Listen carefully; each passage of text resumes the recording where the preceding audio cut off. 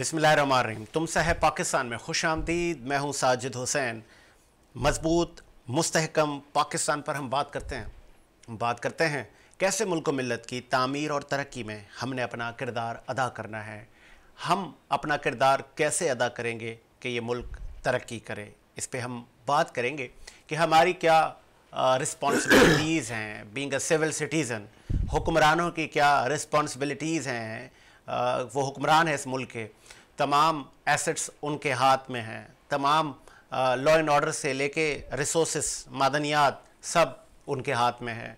तो फिर ये मुल्क हम जो हमारे हमसाए ममालिक हैं, हम नहीं बात कर रहे ऑस्ट्रेलिया की, हम नहीं बात कर रहे लंदन, यूरोप, जर्मनी, कनाडा की, हम बात करेंगे अपने पड़ोस की कि जो हमारे साथ ही हमसाए मुल्क आज़ाद हुए वो हमसे तरक्की में आगे क्यों जा रहे हैं और हम पीछे क्यों रह गए हैं, करप्ट सिस्टम की वजह से या कि निज़ाम की वजह से। इस पे भी हम बात करेंगे। फिर हम बात करेंगे मुल्क में पॉलिटिकल अनसर्टेनिटी पर, जो कि थमने का नाम नहीं ले रही। अभी तक जो वफाकी हुकूमत है 170 अरब से ज़्यादा के टैक्सेस मज़ीद लगाने और मिनी बजट लाने की तैयारियां कर रही है। IMF की भारी शराइत को सर तस्लीम ख़म उनके आगे कर दिया गया है। अपोजिशन को आज असेंबली में होना चाहिए था, पाकिस्तान तहरीक इंसाफ को आज ऐवान में होना चाहिए था। अदलिया ने भी कहा कि आपको आज ऐवान में होना चाहिए था, लेकिन आप अदलिया के पास आ गए। वापस आप शायद वहीं जाएं और वहीं पे ही कानून साजी होगी। ये क्या सही रवायत है कि हम हर छोटी बड़ी बात पे हम अदलिया का जाके दरवाज़ा खटखटाएं? तो फिर ये पार्लियामेंट, कौमी असम्बली, जिसको हम इदारों की माँ कहते हैं, रियासत पाकिस्तान माँ है, तो वो क्या माँ तमाम ही लोगों को रोटी, कपड़ा, मकान, शेल्टर, ज़रूरियात ज़िंदगी, एजुकेशन, हेल्थ, तमाम चीज़ें देने में सक्सेस हो रही है, या इस रियासत माँ जो पाकिस्तान है हमारी, उसको चलाने वाले जो हुक्मरान हैं वो सही सिमत जा रहे हैं? इन तमाम चीज़ों पे बात करेंगे। आज हमारे साथ स्टूडियो में अपोजिशन पार्टी के रहनुमा मौजूद हैं। हम उनसे बात करेंगे क्या पाया, क्या खोया। आप लोगों ने भी इस मुल्क में हुकूमत की तो किन चैलेंजेस का सामना था, और आज आप जो ज़बान इस्तेमाल कर रहे हैं, जो लबो लहजा है, हर अपोजिशन में आने वाली जमात का यही होता है, तो आप में क्या चेंज है। इस स्टूडियो में हमारे साथ मौजूद हैं, आप कराची की मारूफ शख्सियत हैं, पाकिस्तान तहरीक इंसाफ से आपका ताल्लुक़ है, सलीम सचवानी साहब। बहुत शुक्रिया सलीम सचवानी साहब आपका। अस्सलाम वालेकुम। सलीम सचवानी साहब, स्टार्ट करते हैं जेल भरो से। उस जेल भरो तहरीक का ऐलान किया आपके चेयरमैन खान साहब ने, फॉर्मर वज़ीर आज़म रियासत पाकिस्तान, जिसको आज मैं माँ कह के पुकार रहा हूँ। तो वो जेल भरने की जो रिवायत है होनी तो ये चाहिए कि तमाम जो आपके मेंबर पार्लियामेंट थे, जो पार्टी के चेयरमैन हैं खान साहब, वो अभी तक गिरफ्तारी दे देते, न कि अदलिया से तमाम केसेस पर ज़मानतें लेते। तो खान साहब गिरफ्तारी कब देने जा रहे हैं? सर, ये आपका सवाल बड़ा बचकाना है। खान साहब ने वाज़े तौर पे अनाउंसमेंट किया है कि अगर इन्होंने खिलाफ आइन 3 माह के अंदर में इलेक्शन का इलेक्शन न करवाए तो जो है जेल भरो तहरीक चलाई जाएगी। आइन खिलाफ आइन यानी आइन को तोड़ा एक लिहाज से, क्योंकि आइन में वाज़े तौर पे मौजूद है कि आपको 90 दिन के अंदर में इलेक्शन करवाने, हर सूरत में, हर हाल में। और ये जो है बम धमाके जिसके खदशा यही कि इनमें भी हो सकता है आगे पीछे से इन्हीं के लोग मुलविस हों, जो लोग अरशद शरीफ जैसे, मकसूद चपरासी और डॉक्टर मोहम्मद रिजवान को कत्ल करवा सकते, तो इनसे इस तरह की धमाकों की कोई उम्मीद भी हम रख सकते हैं। आप पाकिस्तान तहरीक इंसाफ की तमाम रहनुमा तनकीद करने में इस लेवल तक चले जाते हैं कि आप तमाम ही चीज़ों का इल्ज़ाम हुकूमत पे लगा देते हैं। आप तनकीद बराए इस्लाह करें जिससे कुछ फ़ायदा हो आम आदमी का भी, पाकिस्तान का भी, और आने वाली हुकूमत आपको स्पेस दे। ऐसा कैसे मुमकिन है जो आप बात कर रहे हैं? आप के खान साहब के लिए फेमस है कि वो बात करते हैं लेकिन मुकर जाते हैं। अब 3 महीने में इलेक्शन नहीं हुए तो जेल कैसे भरेंगे आप लोग? सर, अगर 3 महीने में इलेक्शन ना हुए तो ये मैंने आपसे पहले ही कहा कि आइन की खिलाफ वर्जी है। आइन की खिलाफ वर्जी का मतलब है कि आइन से इन्होंने आइन को तोड़ा। जब ये आइन को तोड़ेंगे तो आप कहते हैं पार्लियामेंट में तो फिर बात नहीं हो सकेगी। तो फिर यहाँ तो कोर्ट में बात होगी या सड़कों पे बात होगी, तो यहाँ जेल में जाके इतनी क्वांटिटी में हमारे कारकुन और हम सब जेल में होंगे कि ये खुद परेशान हो जाएंगे कि क्या हो रहा है। अच्छा, जेल मतलब खत्म हो जाएंगे लेकिन आपकी तादाद खत्म नहीं होगी? नहीं, बिल्कुल 100%। अच्छा, तो फिर आपको याद होगा आपने कहा था ये इम्पोर्टेड हुकूमत है और हम इस इम्पोर्टेड पार्लियामेंट में नहीं बैठेंगे। फिर आज आपके तमाम पार्लियामेंटेरियंस कह रहे हैं नहीं हमें बिठाएं, खुदा का वास्ता हमें बिठाएं, तो वो फैसला गलत था पार्लियामेंट से बाहर आने का? सर, पार्लियामेंट से बाहर आने का फैसला गलत नहीं था, सही था। क्योंकि उस वक्त हमें उम्मीद थी कि इस मुल्क में जो हमारी स्टेब्लिशमेंट है वो अपना किरदार अदा करेगी। नहीं, वो क्यों किरदार अदा करेगी? किरदार अदा करेगी। हम सियासत में नहीं है सर, आप लोग खुद काम करें, हमारे पास किरदार इस तरह अदा करेगी कि जब वाज़े तौर पे एक्शन नजर आ रहा था कि ये बैगें जा रही हैं, सिंध हाउस के अंदर बैगें जमा हो रही हैं, इस्लामाबाद में पैसे इधर से उधर हो रहे हैं, एजेंसियों के पास सारी रिपोर्टें होती हैं क्या हो रहा है क्या नहीं हो रहा है, तो इकदाम ये चांसेस थे कि ये उसको ऊपर जो है ना एक्शन लेंगे और रकमें बरामद करेंगे इन लोगों के पास से। और अदालतों ने भी इसमें जो है ना अपना किरदार अदा किया। इसमें अदालतों ने भी जो है ना बहुत डिले टैक्टिक्स का इस्तेमाल किए, जिसकी वजह से जो ये रिजीम चेंज में इनको सहूलत मिली। हुकूमत कह रही है कि जो अदलिया से इस वक्त हुकूमत कह रही है जो अदलिया से रिलीफ आप लोगों को मिल रहा है, हम तो महीनों सड़ते थे, जमानत तक नहीं होती थी, आप लोगों की तो 8 दिन बाद जमानत हो जाती है। सर, केसेस में फर्क है ना। अच्छा, अभी मैं कह दूं साजिद ने मेरे को धमकी दी और केस रजिस्टर करो, आपको बंद करवा देता हूं मैं, तो आपकी जमानत नहीं होगी क्या?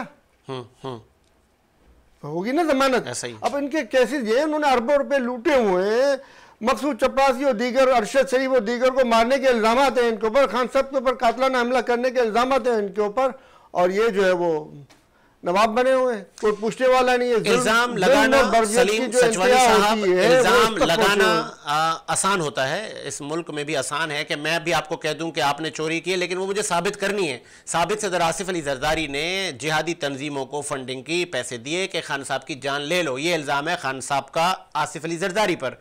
उसके सबूत कहाँ हैं? वो लोग सामने लाएं आप लोग कि ये वो लोग हैं जिनको पैसे दिए। ये पूछने का इख्तियार मेरे पास तो नहीं है, ये पूछने का इख्तियार अदलिया को है, वो पूछेगी। आप और हम तो इस पर बात नहीं कर सकते। अदलिया आपसे भी तो पूछेगा कि आप सबकी पगड़ी उछाल रहे हैं, पूछेगी ना, तो आपके पास सबूत का है? सर, क्या पगड़ी उछाली है आप बताएं? मैं किसी पे कत्ल का इल्जाम लगा दूं, मैंने तो उस पे इल्जाम लगा दिया ना, लोग तो उससे पूछेंगे यार ये तो आप पे इल्जाम लग रहा है। तो सर, ये अदलिया का काम है, पूछे इल्जाम है, जब भी कोई इंफॉर्मेशन विदाउट इंफॉर्मेशन के कोई किसी पे इल्जाम नहीं लगाता। तो शेख रशीद से पूछकर जारी है सर, दूध का दूध पानी का पानी हो जाएगा। शेख रशीद को तो आप बेफजूल के अंदर जिस तरीके से इनके साथ जुल्म और ज्यादती का रवैया रखा गया, वो तो आपने सरेआम अपने चैनल पे भी आपने दिखाया है, वो है कि किस तरीके से इनको धक्के दिए गए। 75 साल का एक शख्स जिसको धक्के मार मार कर इन्होंने जो है ना वो मोबाइल में बिठाया, ये कौन सी तरीके बात है? सलीम सचवानी साहब यहीं रहिएगा।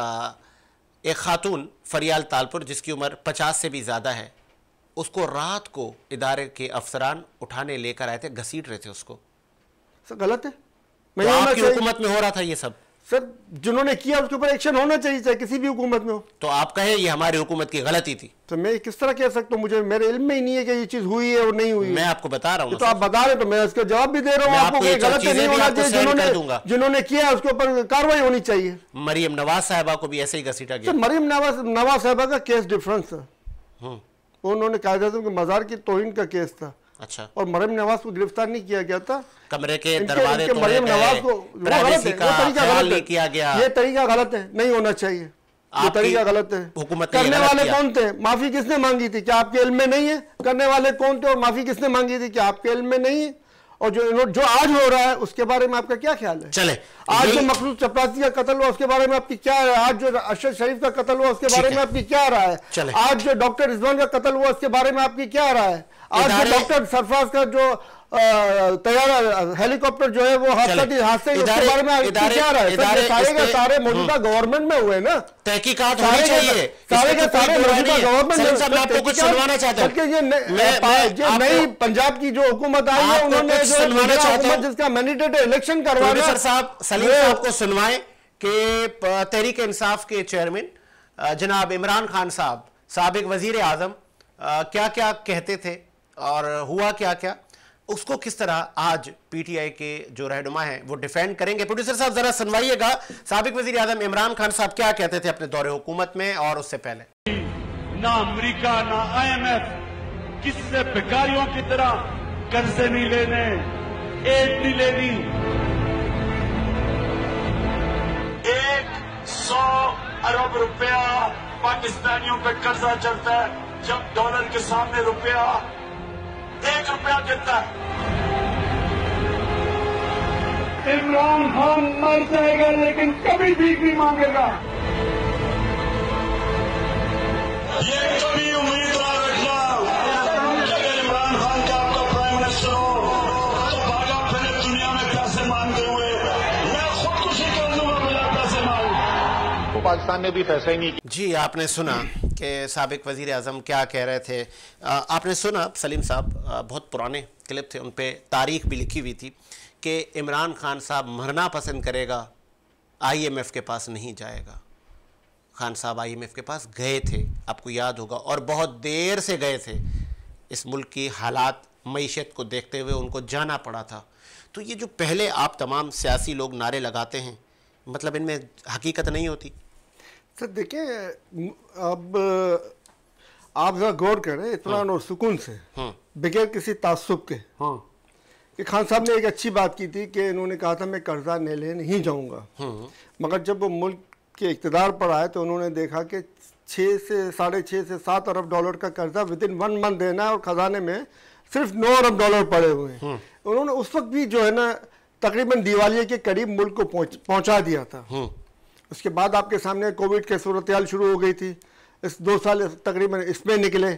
तो इसके बाद जब खान साहब ने 35 अरब डॉलर की सिर्फ टेक्सटाइल की एक्सपोर्ट ग्रो कर गई और उसके अलावा दीगर एक्सपोर्ट अलग थी, एक मुस्तकम पाकिस्तान की तरफ कदम था। और रशिया से जो है ना वो कर्जा मिलने ऑयल मिलने के बाद 30% डिस्काउंट के ऊपर ऑयल और गैस मिलने के बाद कभी हद तक चांसेस ये था कि पाकिस्तान जो है ना आइंदा IMF के पास जाने की ज़रूरत ना पड़ती। मगर उसी वक्त जब देखा कि पाकिस्तान बिल्कुल इस्तेकाम की तरफ जा रहा है और खान साहब ने जो कानून पास किया था कि EVN मशीन आएगी, ईमानदाराना इलेक्शन की मशीन, जिससे अवाम को वोट देने का हकीकी हक मिलेगा, जिससे इदारे और दीगरों की जो बदमाशी इलेक्शन के दौरान में होती है वो बदमाशी ख़त्म होगी। तो उस बदमाशी को इन लोगों ने कायम रखने के लिए, नंबर 1 इस बदमाशी को इन लोगों ने कायम रखने के लिए, और दूसरा पाकिस्तान को एक मुस्तकम और इस्तेहकाम की तरफ जाने से रोकने के लिए इन्होंने गैर मुल्क की ताकतों के इशारों के ऊपर ये रिजीम चेंज किया, खान साहब की हुकूमत को डीमोरलाइज किया, और जिससे पाकिस्तान आज कहाँ से था, इस वक्त 6% GDP थी पाकिस्तान की, 16 अरब डॉलर के रिजर्व फंड थे पाकिस्तान के खजाने में, ये 8 महीने के अंदर 16 अरब से 3 अरब पे आ गए। इसके अलावा इकोनॉमी के अंदर जो ग्रोथ थी वो ख़त्म हो गई, GDP जो 6% थी वो 6 से माइनस में आज जा रही है। एक्सपोर्ट जो हमारी 35 अरब सिर्फ टेक्सटाइल की थी, इसके अलावा दीगर अलग थी, आज वो एक्सपोर्ट जो है बहुत कम हो गई है। फॉरेन इन्वेस्टमेंट जो हमारा बाहर आ रहा था उस वक्त, उससे आज 3-4 अरब डॉलर कम आ रहे हैं। ये तमाम नुकसान जो है पहुंचा के इन्होंने पाकिस्तान को फिर एक मकरूज और कर्जदार और मजलूम मुल्कों ममालिक में शामिल कर दिया है। सर सबसे अहम बात यही आएगी, आप लिख लो इस बात को, जो खान साहब कह रहे हैं करप्शन और रूल ऑफ लॉ सुन्नत नबवी है, करप्शन और रूल ऑफ लॉ पे कोई कंप्रोमाइज नहीं होनी चाहिए। सबसे पहले हमें इसके ऊपर जो है ना वो सख्ती करनी होगी, इम्प्लीमेंटेशन करनी चाहिए, इम्प्लीमेंटेशन करनी होगी। प्लस जो है ना हमें अब बैरून मुमालिक में जिन लोगों ने पाकिस्तानी अवाम के कर्जे लूट के जमा किए हुए हैं, वो कर्जों को भी पाकिस्तान वो रकम भी पाकिस्तान में वापस आनी चाहिए, बिल्कुल आनी चाहिए। इससे पाकिस्तान के कर्जे उतार कर दीगर पैसे पाकिस्तान के अवाम की फलाह और बहबूद के लिए इस्तेमाल होना चाहिए। अब इसके ऊपर काम होगा इंशाल्लाह। पीटीआई की गवर्नमेंट आएगी, 2/3 अक्सरियत से आएगी और आप देखेंगे कि इस पे काम होगा। और ये लूटी हुई रकम जो अब तक सिर्फ एक लूली लंगड़ी हुकूमत की वजह से ये पीटीआई नहीं कर सकी थी, खान साहब नहीं कर सकते, मगर अब इंशाल्लाह 2/3 अक्सरियत के बाद ये काम भी होगा। और लुटेरो होशियार हो जाओ, पीटीआई आ रही है। अच्छा चलें, हमारी नेक ख्वाहिश है तमाम आप पॉलिटिकल पार्टीज के साथ है कि सब लोग आप मेहनत कर रहे हैं मुल्क के लिए। आगे बढ़ते सिलसिले को, चूँकि आज आप स्पेशल गेस्ट हैं हमारे, आगे बढ़ाते हैं सिलसिले को। मैं तरक्की, तामीर और मौजूदा जो हुकूमत है इस पर भी मैं आऊँगा। फॉरेन फंडिंग से लेके टेरियन की बड़ी इस वक्त जय है कि खान साहब डिले टैक्टिस इस्तेमाल कर रहे हैं, पेश नहीं हो रहे अदालतों में, सामना नहीं कर रहे केसेस का, ताकि ये मामला को तूल मिल सके। ये देखें, ये टेरियन वाला मामला जो आप बात कर रहे हैं ना, मैंने इसका जवाब को पहले भी दिया, जाती जिंदगी पे, जातियत पे नहीं करना नहीं चाहिए। होना चाहिए। तो खान अब साहब अगर इनको है तो पहले जो जिनकी बेटियां मौजूद हैं फेसबुक के ऊपर, उनके डीएनए करा के साबित कर देना ये कि भाई हम तो बिल्कुल पाक हैं। नहीं तो फिर पहले साबित करें ना, ये सब लोगों का हम जवाब खुद नहीं पाक देते। हैं। इदारे पूछ रहे, आप बोल दे कि हाँ है या नहीं जवाब है। दे चुके हैं। अच्छा, बिल्कुल जवाब वो दे चुके हैं। उनकी बेटी है? नहीं है, इसका जवाब दे चुके हैं वो पहले। नहीं है उनकी बेटी? नहीं है। ठीक है, आगे बढ़ाते हैं सिलसिले को। इस वक्त 170 अरब से भी ज्यादा के टैक्सेस नए लगाने जा रही है हुकूमत और मिनी बजट भी लाया जा रहा है। आपको क्या लगता है कि आप इसको रोक पाएंगे और जो आपके एमएनएज हैं वो वापस जाएंगे, या कि ये मामला जूं का तू होगा? 950 अरब के एमएनएस को रिश्वत दी जा रही है तरक्याती कामों के हिसाब में से, और आवाम के ऊपर जो है टैक्स लगाने की तैयारी की जा रही है। इसीलिए हम बार बार कहते हैं कि निज़ाम चेंज होना चाहिए। बगैर निज़ाम की तब्दीली के मुल्क आगे नहीं। कौन सा निज़ाम चेंज होना चाहिए? पार्लियामेंट में फिर क्यों जा रहे हैं आप लोग? तो पार्लियामेंट में इसलिए जा रहे हैं ताकि ये ज़्यादा जो गैर ज़रूरी तौर पे खेल रहे हैं आने वाले जो इलेक्शन के लिए, ये जो निगरान हुकूमत और दीगर के जो उनको प्लान किए हुए हैं कि मोहसिन नकवी जैसे निगरान हुकूमत हम फिर लेके आए, तो मोहसिन नकवी जैसी निगरान हुकूमत को रोकने के लिए मजबूरन जाना पड़ रहा है। चले प्रोड्यूसर साहब सुनवाइएगा। सलीम सचवानी साहब कुछ महीने कबल क्या कह रहे थे?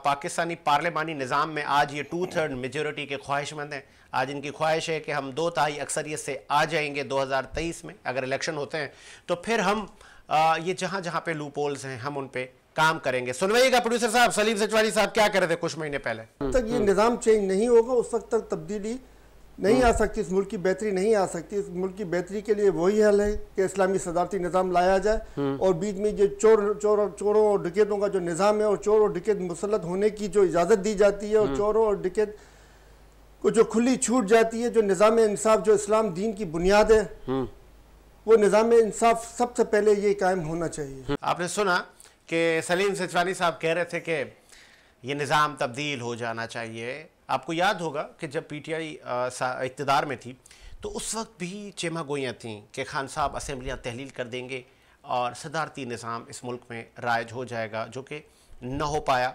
आप सलीम सचवानी साहब जो आज मेरे मेहमान हैं, वो भी उनका भी पीटीआई के ताल्लुक से इनका भी ये कहना है कि सदारती निज़ाम वाहिद हल है। तो फिर पार्लियामेंट में क्यों जा रहे हैं? फिर 2/3 अक्सरियत की आप बात क्यों कर रहे हैं? सलीम साहब आपने सुना, इतना तजाद क्यों सर? आप तो अभी 2/3 अक्सरियत की बात कर रहे थे। दो तरीके हैं जी। यहाँ तो prime minister, army chief, chief justice of Pakistan, ये 3 ताकतवर पाकिस्तान के जो अफराद हैं ये मिलें और सदर पाकिस्तान या आपस में मिलें, बैठें और निज़ाम में तब्दीली के लिए एक मुश्तरका लाएमल इख्तियार करें, चाहे फिर वो अवाम में रेफरेंडम कराएं या क्या करें। या दूसरी तरीका ये है कि 2/3 अक्सरियत जिस पार्टी के पास हो उसकी जिम्मेदारी बनती है कि वो निज़ाम में खामियां दूर करे और एक अच्छा और भरपूर निज़ाम लेके आए। तो 2/3 अक्सरियत आएगी तो आप देखेंगे जस्टिस, निज़ाम इंसाफ में और दीगर तमाम निज़ामों में आपको तब्दीली मिलेगी। 2/3 अक्सरियत अगर पीटीआई के पास आ जाती है तो वो इस मुल्क में पार्लियामेंट को ख़त्म करके सदारती निज़ाम लाएगी। सर मेरा ख्याल है लाना चाहिए। अब उसमें जो है ना, बाकी तो राय तो 7 पार्टी के सब मेंबरान की है। ये सलीम सचवानी साहब की राय है, पार्टी की राय है? ये सदारती निज़ाम इस मुल्क में होना चाहिए, मेरी ज़ाती राय है। अच्छा, ठीक है। और मेरे ख्याल से इस पे अमल दरामद होना चाहिए। हो सकता है कि कोई और बेहतर राय मौजूद हो या इसी जो मैं कर रहा हूँ उससे ज्यादा बेहतर तरीके से कोई बात कर रहा हूँ। तो ये खान साहब के जहन में क्या है, वो सिस्टम की तब्दीली की बात उन्होंने की है, नया पाकिस्तान बनाने की बात की है। अब किस तरीके से बनाना है, सिस्टम को किस तरीके से बेहतर करना है, उस पर मैं सिर्फ जबान से बात कर रहा हूँ, उनके जहन में पूरा लाएअमल मौजूद है। आगे बढ़ाते हैं सर, चूंकि आप कराची से सियासत करते हैं और पाकिस्तान तहरीक इंसाफ के सरगर्म रहनुमा हैं, हमारे ज़राए का ये कहना है कि आप जितने खान साहब के साथ लॉयल हैं, पार्टी के साथ लॉयल हैं, यहाँ पर जो आपकी तंजीम है वो आपको स्पेस नहीं देती और ग्रुप बंदी है यहाँ पे पीटीआई में, इसमें कितनी सदाकत है? सर देखें, मैं कई दफा पहले मैं अपने कह चुका हूँ, पार्टियां जो है सारी एक जैसी हैं, फर्क लीडरशिप का है। ठीक है, मेरे ख्याल से इतना काफी है, इस पे ज्यादा मतलब आपकी पार्टी में भी जमहूरियत नहीं है? मेरे ख्याल से इतना जवाब काफी है, इससे आप समझ सकते हैं, सारी बातें इसमें आ गई जो जवाब मैंने दिया। तो ये खान साहब के इल्म में है कि ये चल रहा है सिंध में, ये चल रहा है KPK में? 100% होगा, 100% होगा, जब भी तो बेहतरी के लिए निजाम में तब्दीली जरूरी है ना सर। तो इससे हम ये अक्स ले लें कि आगे 2023 और 24 के लिए नई शमूलियतें होंगी, नए चेहरे आएंगे PTI में, नए लोगों को टिकट दिया जाएगा? सर ये फैसला खान साहब ने करना है कि वो क्या लायामल इख्तियार करते हैं, किस तरीके से टिकटों का प्रोसीजर रखते हैं, और क्या इनके जहन में है। जो पाकिस्तान के कानून पहले से वो अपने जो जिनको टिकट दे रहे हैं उनसे हलफ लेते हैं कि भाई ये बातें होंगी जो हम आगे इम्प्लीमेंट करेंगे, उन पे आपको ड्रामेबाजी नहीं करनी है। क्या इनकी हिकमत अमली है, क्या लायामल है, इस पे मैं तो तबसरा नहीं कर सकता सर। आगे बढ़ाते सर, मैं अपनी राय दे सकता हूँ, जो मुझे सच लगेगा वो मैं सच बोल सकता हूँ, जो अच्छा लगेगा मैं कहूँगा ये अच्छा है, बाकी मैं अपना इम्प्लीमेंटेशन तो मैं कोई भी चीज़ पे नहीं करवा सकता। जो जय्यद कानूनदान हैं, जो सियासी मुबस्सरीन हैं, उनका कहना है कि खान साहब पर नाअहली की तलवार लटक रही है, बहुत सारे केसेस उन पर हैं। आपकी नॉलेज क्या कह रही है कि वाकई खान साहब को माइनस किया जाएगा और वो नाअहल हो जाएंगे? मैंने आपसे पहले भी कहा था एक प्रोग्राम के अंदर में, ये एक ब्लंडर होगा। अच्छा, मगर इस पाकिस्तान के अंदर ब्लंडर होते ही रहे हैं। मैंने आपसे कहा था कि जनरल ज़िया का कत्ल भी एक ब्लंडर था, मोहतरमा शहीद का एक कत्ल भी जो है ना एक ब्लंडर था, जनरल आसिफ नवाज का कत्ल भी एक ब्लंडर था, अरशद शरीफ का कत्ल भी एक ब्लंडर है, मकसूद चपरासी का कत्ल भी एक ब्लंडर है, और डॉक्टर रिजवान का कत्ल भी एक ब्लंडर है। इसी वजह से खैबर पख्तूनख्वा में जो है ना नारे लग रहे थे पुलिस वाले के कि ये जो नामालूम है हमें मालूम है। तो सर जब मालूम है हमें, तो हमें जो जो अच्छे लोग हैं जिनको मालूम है तो चाहिए बैठ के मुत्तहद हो।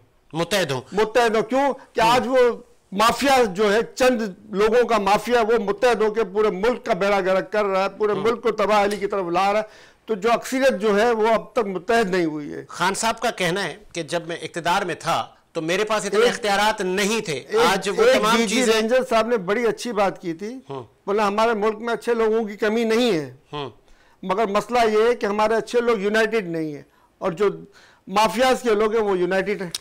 खान साहब आज तस्लीम कर रहे हैं तमाम वो गलतियां, वो कह रहे हैं कि मेरे पास इख्तियारात नहीं थे।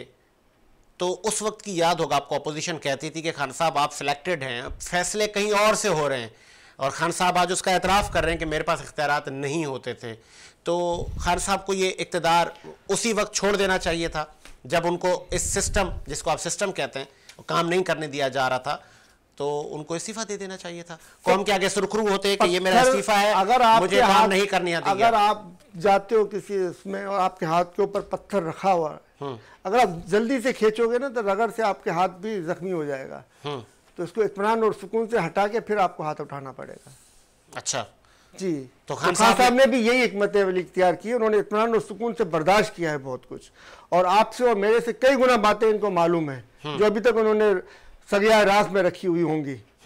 और इंशाल्लाह आप देखेंगे कि आएगा वक्त कि जो सगिया रास की बातें वो भी हमें मालूम पड़ेंगी और आपको भी मालूम पड़ेंगी। चलें आगे बढ़ाते हैं। सबकी सब मुल्क की बेहतरी के लिए, अवाम की बेहतरी के लिए, अवाम की फलाह के लिए। और जो दुश्मनाने कौम है वो बेनकाब होंगे, उनको सजाएं भी मिलेंगी अल्लाह की रहमत से। ज़िमनी इलेक्शन होने जा रहे हैं जिसपे पाकिस्तान पीपल्स पार्टी भी कंटेस्ट कर रही है, MQM पाकिस्तान के लोग भी उसमें हिस्सा ले रहे हैं। बल्दियाती इलेक्शन में आपका नंबर तीसरा नंबर था कराची और हैदराबाद को लेकर, अब PTI क्या करेगी? सर आपकी बात सही है कि बल्दियाती इलेक्शन में PTI का नंबर तीसरा था, एक्सेप्ट करते हैं, मगर अवाम में जो है ना PTI का नंबर कल भी नंबर 1 था और आज भी नंबर 1 है। आपसे मैंने पहले ही कहा था कि PTI के जो तंजीम है वो उसमें इतनी सक्सेसफुल नहीं हुई कि अवाम को निकाल के बाहर लाए, क्योंकि बल्दियात आपको पता है गली के मसले होते हैं और उसमें आवाम को समझाना के लिए जो वर्क करना चाहिए था, जो मेहनत नहीं कर सके आप, जो मेहनत नहीं चला सके, जी वो कैंपेन जो है भरपूर तरीके से नहीं चलाई और हाथ की सफाई दिखाने वालों को जिसका मौका मिला और उन्होंने अपने हाथ की सफाई दिखा ली। आइंदा ये जो ज़िमनी इलेक्शन होने हैं, इसमें अगर आप लोग हिस्सा लेते हैं तो कितने % चांस है कि आप कामयाब होंगे? सर 100% इसके अंदर धांधली की इन्होंने तैयारी की हुई है, प्लानिंग भी, क्योंकि इनको पता है कि जीत इनके पास है नहीं। अच्छा। इनके पास है जीत सिर्फ धांधली है, बेईमानी है, गुंडागर्दी है, बदमाशी है, इनकी जीत सिर्फ यही है। तो अवाम ने निकलना पड़ेगा और पंजाब की अवाम ने ज़िमनी इलेक्शन में निकल के जिस तरह साबित किया था, इस तरह पूरे पाकिस्तान की अवाम को बाहर निकल कर साबित करना होगा वो एक जिंदा कौम है। और ये जो माफिया हम पर मुसलत हैं, जो इंटरनेशनल और नेशनल एस्टेब्लिश हम पर मुसलत है, इनकी गुलामी अब मजीद नहीं चलेगी और पब्लिक को निकलना पड़ेगा, खान साहब के साथ खड़ा होने का। खान साहब तकरीबन 70 साल के करीब इनकी उम्र है और वो आज भी डटे हुए हैं अवाम के लिए। तो वो अवाम के लिए डटे हुए हैं और 4 गोलियां खा के भी वो खड़े हुए, तो कोई आपके और मेरे लिए नहीं, पूरी कौम के लिए खड़े हुए। तो कौम का भी फर्ज बनता है कि वो बाहर निकले और उनका साथ दे। तो आप देखेंगे कि इंशाल्लाह अल्लाह की रहमत से इलेक्शन ना हो गए तो अवाम भरपूर तरीके से बाहर निकलेगी और पाकिस्तान के तमाम रिकॉर्ड टूटे होंगे, इतनी अवाम बाहर निकलेगी। रिकॉर्ड टूटे थे, लाहौर में भी टूटे थे, कई मकामात पर अवाम निकली थी खान साहब के लिए, लेकिन क्या अवाम की उमंगों पर आपकी हुकूमत आई थी? कौन सी हुकूमत की बात करें? पंजाब हुकूमत की, वफाक की। आपकी जब वफाक में थे, जब आप 90 दिन में तब्दीली लाने वाले थे, तो आप लोग तो ना ला सके। आपकी बात सही है कि तब्दीली जो 90 दिन में आनी चाहिए थी वो नहीं आई। क्यों नहीं आई, किस लिए नहीं है, इसके ऊपर मैंने आपको थोड़ी देर पहले भी कहा था। और यही आर्गुमेंट, यही एक्सक्यूज आप लोग फिर देंगे कि अभी भी हम लाना चाह रहे हैं तब्दीली, लेकिन ये प्रॉब्लम है, ये प्रॉब्लम है, ये प्रॉब्लम है। तब्दीली के टाइम में, मगर तब्दीली के सबसे अहम जो है ना, जिसके ऊपर काम होना चाहिए और जिसके ऊपर काम करना बहुत ज़रूरी है, जिसके लिए तब्दीली भी फिर तेज़ी से आएगी, तो उसके 2 ही तरीके हैं। हम अपने पेट्रोल और अपना गैस बाहर निकालें। डॉक्टर जो थर के अंदर में जो डॉक्टर साहब थे, समर मुबारक के साथ में एक और डॉक्टर साहब थे, उन्होंने कहा था कि हम इस कोयले से, आज टेक्नोलॉजी मौजूद है कि इस कोयले से हम डीजल भी निकाल सकते हैं, इस कोयले से हम पेट्रोल भी निकाल सकते हैं, इसी कोयले से हम गैस भी निकाल सकते हैं। इसके बावजूद नहीं निकाली गई। ये कौन सा ऐसा प्रेशर है जो हमें अपनी ही मादनियात इस्तेमाल करने से हमें रोक रहा है? ऐसे कौन से लोग हैं जो हमारे ही मुल्क को तबाही की तरफ ले जा रहे हैं और वो टोले बन के मुसलत हैं और उनको मुसलत किया जा रहा है? तो इस चीजों को जो है ना, ये अवाम को चाहिए कि वो सोचें कि क्यों ऐसा हो रहा है कि जिनको हम बिठा रहे हैं वो मुल्क को आगे ले जाने के बाद पीछे ले जा रहे हैं, जिनको हम बिठा रहे हैं वो बिरयानी की प्लेट को पीछे हम लोगों को भगा रहे हैं। आखिर ये क्या तमाशा लगा हुआ है? आज आप देखें तो भीख मांगने वालों की तादाद पहले के मुकाबले 10 गुना बढ़ गई है। आखिर क्यों? आज आप देखें तो इंटीरियर सिंध में चले जाएं तो देखेंगे कपड़े घरों की तादाद कई गुना ज्यादा बढ़ गई और मजीद बढ़ती जा रही है। आज भी मेरे ख्याल से कई इलाकों से पानी नहीं निकला हुआ सैलाब का। क्यों?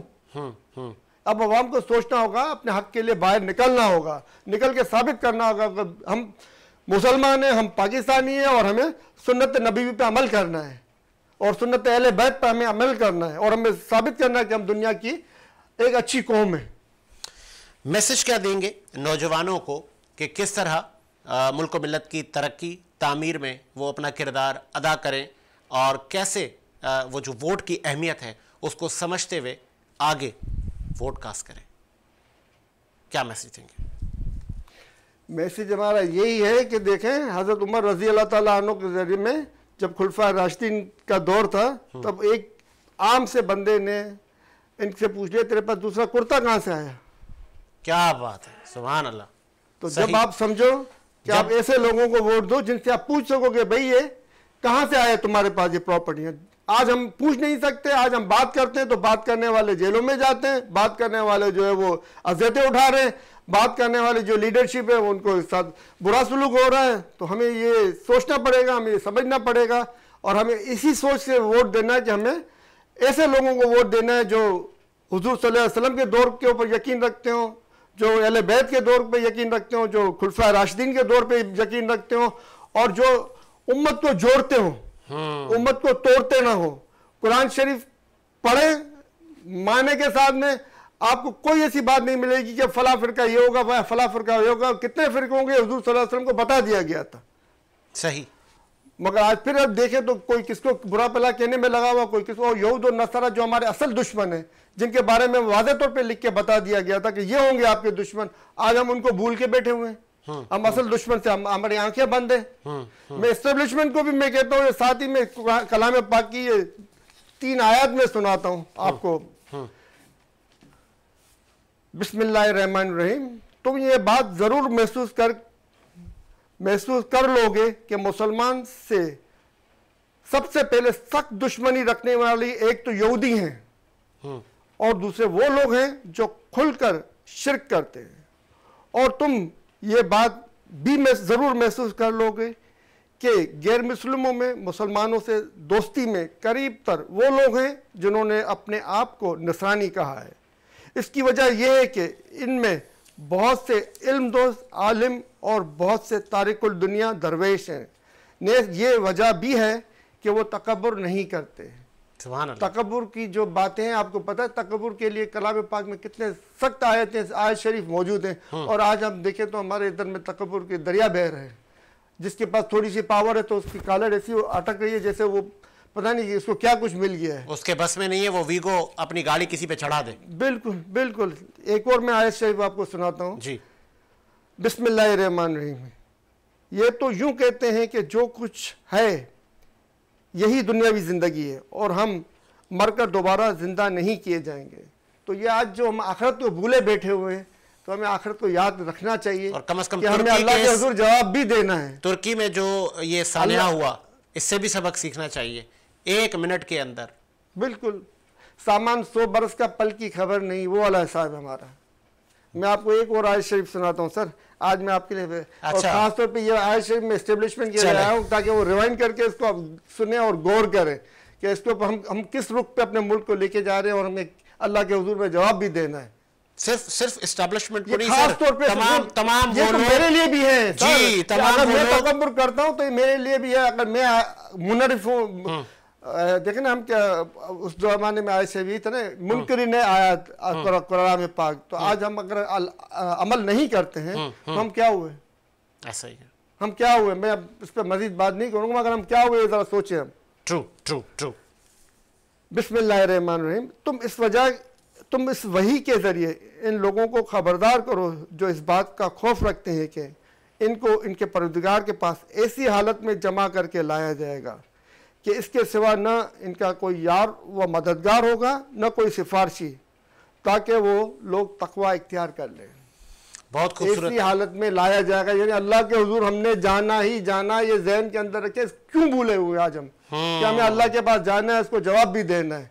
उम्रें हो गई हैं, रिटायरमेंट की उम्रों पे बैठे हुए, 3 साल का मिला हुआ है मैंडेट, उसके ऊपर भी अब इतने इतराए हुए हैं कि वो मोहसिन नकवी जैसे शख्स को कहाँ ले के जा रहे हो, कहाँ लाके बिठवा दिया इन्होंने, और वो क्या कर रहा है कोई पूछने वाला नहीं है, कोई पुरसाने हाल नहीं है। क्या अल्लाह के आगे जवाब नहीं देना इनको? चले सिर्फ एक और आयत सर मैं आपको सुनाऊंगा। सर मैं आपको एक और आयत सुनाऊंगा, एक और आयत शरीफ सुनाऊंगा मैं आपको आज। खास तौर पे मैं सबके लिए, अपने लिए, आपके लिए, सबके लिए और साथ ही साथ एस्टेब्लिशमेंट के लिए खास तौर पे लाया हूँ जी। बिस्मिल्लाहिर्रहमानिर्रहीम। लोगों यकीन रखो कि जिन लोगों ने हमारी आयतों को जुटलाया है, अगर हम अमल नहीं करते तो हम जुटलाने वाले ही हुए ना सर। ऐसा ही तकब्बुर के साथ इनसे मुंह मोड़ा है। इनके लिए आसमान के दरवाजे नहीं खोले जाएंगे और वो जन्नत में उस वक्त तक दाखिल नहीं होंगे जब तक ऊंट सुई के नाके में दाखिल नहीं हो जाता। अब ये कौन सी ख्वाबों में बैठे हुए हैं, कौन से ख्यालों में बैठे हुए हैं, कौन सी दुनिया में बैठे हुए हैं जो ये सोच रहे हैं कि हमारे लिए जन्नत में हमारे लिए हिलाल है। कहाँ से हिलाल होगी? अगर आप ऊंट को गुजार सकते हैं कि सुई के सुराग में से, तो आपके लिए हिलाल हो सकती, नहीं गुजर सकता ना आपके लिए हिलाल है। आप सोचें और समझें और हक के इस्लाम अदा करें, हक के सुन्नत नबी अदा करें, हक के अहले बैत अदा करें, हक के खुलफा राशिदीन अदा करें। बहुत खूबसूरत बात की सलीम सिचवानी साहब ने आज। बहुत ऐसे कहें कि सैड हो गए थे और तमाम हवालों के साथ उन्होंने न सिर्फ खुद को, ऑपोजिशन को, इस्टेब्लिशमेंट को, तमाम स्टेक होल्डर को इंक्लूडिंग मीडिया सबको कहा कि हमने नबी करीम सल्लल्लाहु अलैहि वसल्लम खातमुन नबीन की तालीमात पर अमल करना है, फिर ही हम तरक्की तामीर का सफर तय कर पाएंगे। इसी उम्मीद के साथ कि मेरा मुल्क शाद आबाद रहे, मुझे साजिद हुसैन को इजाजत दीजिए। मुलाकात होगी नए प्रोग्राम के साथ। अल्लाह हाफिज़।